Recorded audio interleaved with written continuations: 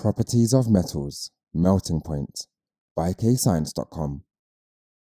Here I'm drawing positive metal ions in a regular repeating arrangement surrounded by a sea of delocalized electrons which are moving randomly throughout the metal.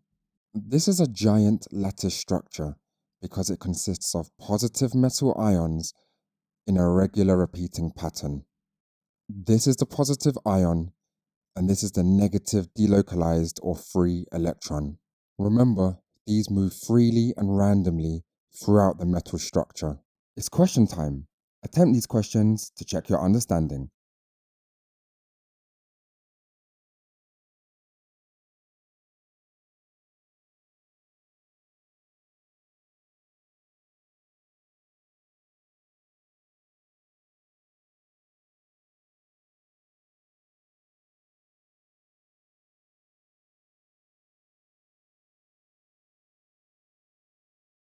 Here is a very simplified diagram of a positively charged ion and negatively charged electron.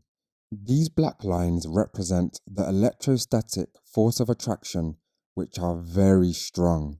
We can see just how strong these electrostatic forces of attraction are between the metal atoms which make up this metal cooking pot. When it is heated to very high temperatures, the metal pot does not melt. Metallic bonds are very strong as they need a lot of energy to break the electrostatic forces of attraction between the positive metal ions and the sea of delocalized negative electrons.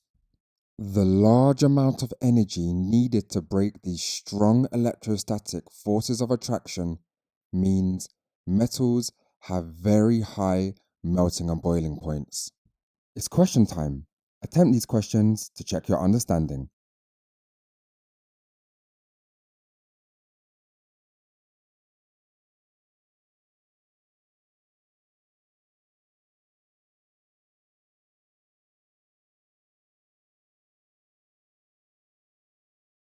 Pause the video here to practice the keywords. The answers will follow.